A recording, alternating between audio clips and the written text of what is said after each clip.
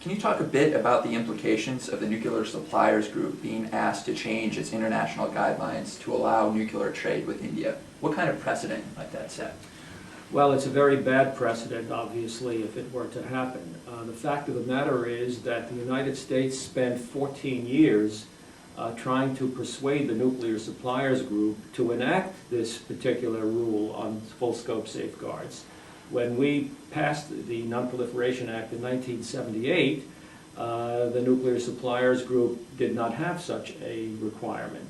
But we felt that it was very important for non-proliferation in order for all countries, basically, to, especially the suppliers, not to send nuclear materials or reactors to anyone unless they were to adopt full-scope safeguards.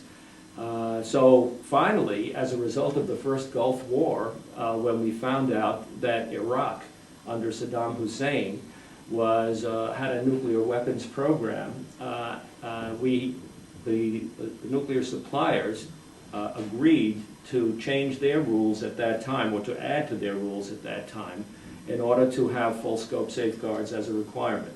So that requirement has been in place since 1992. The 45 nations in the Nuclear Suppliers Group have agreed to do this so that none of them are going to send nuclear materials to India as long as that rule is in place. And by the way, that rule was also accepted by the UN as a general matter. So it's the entire UN that really agrees to this rule. If the rule is removed, however, the Russians have already said that they are prepared to build 4 new reactors for India if the rule is vacated. The French have also been talking to the Indians, and there are some nuclear deals waiting to be put into action if this change in the Nuclear Supplier Group rules is made. So the change in the rules would have a profound effect in terms of the extension of nuclear trade with India. And let's be clear about that. If the Indians get this deal, there will be other countries lining up to get a similar deal. Israel has already made claim that it wants a similar deal. Israel is in the same position as India in the sense that no one can do nuclear trade with Israel unless that rule is changed.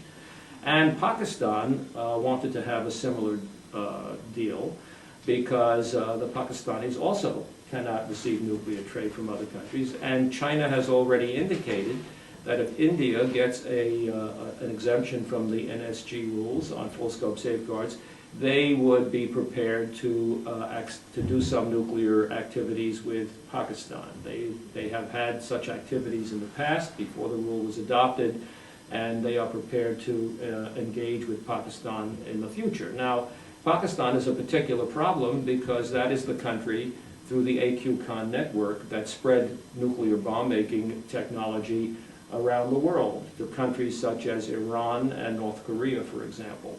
So this deal, this U.S.-India nuclear deal, and the change in the rules for the Nuclear Suppliers Group would have a really bad effect on the non-proliferation regime. Now, one of the arguments made by proponents of nuclear cooperation with India is that it is necessary in order to address India's burgeoning energy needs. Do you think the proposed nuclear trade deal effectively addresses those energy needs? No, it does not. India, of course, does need energy. It is a growing country. It has, of course, one of the largest populations in the world, and soon will be the largest country in the world in terms of population. They have great needs in terms of energy. Now, nuclear energy at the moment only constitutes less than 3% of the electrical generating capacity in India. So at the moment, it is a very small part of the Indian energy picture. Now, the Indians themselves admit that even if this deal goes through, they do not expect the nuclear sector to bring more than perhaps up to 10% of the total electrical generating capacity in India. The problem with nuclear energy for India is that it is a very inefficient way of dealing with the global warming problem and with the production of greenhouse gases. India does have a serious problem in that it uses coal at a very poor grade of coal for the production of electricity. So large amounts of greenhouse gases are produced by the production of electricity in India. However, although nuclear reactors could replace coal plants in India, the fact of the matter is that the same amount of investment in energy conservation, in energy efficiency, and in renewables like hydro and solar and biomass and wind would do much more to reduce greenhouse gases and in a shorter amount of time than the investment in nuclear energy. Moreover, in order for India to be able to build more reactors and to use their output efficiently, they would have to invest billions of dollars in upgrading their national electrical grid.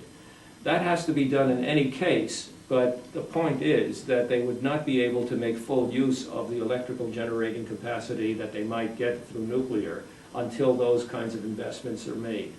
Whereas with the use of renewables and conservation, you end up with a more distributed energy pattern throughout the country, and this, of course, would bring great benefits to most people in the country, better than building more central generating capacity. And then finally, just one more question. What does the United States stand to gain from nuclear cooperation with India, if anything? Well, the United States will gain the following things. First, let's be clear about this. The United States is not in a position to compete effectively with the Russians and the French in terms of the sale of reactors. The Russians and the French are able to sell nuclear reactors at a much lower price than we can. And not only that, but our manufacturing capacity is not in very good shape because we have not built any nuclear reactors for over 30 years in the United States. So in terms of the nuclear business, the United States would be able to make some money through, I mean, when I say the United States, of course I mean nuclear contractors in the United States would be able to get some business in terms of the sale of nuclear fuel, in terms of various kinds of post-market services for the reactors and so forth. There's not a lot there, but what the United States might gain from it, since the Indians are in the market to spend large amounts of money for high-tech military equipment, non-nuclear military equipment, the Indians basically have sent a message that they would be prepared to spend a lot of that money on American manufacturers. So the real beneficiaries of a U.S.-India nuclear deal wouldn't even be the nuclear industry in America. It would be companies like Boeing and Lockheed Martin, large defense contractors. And frankly, they don't need the money.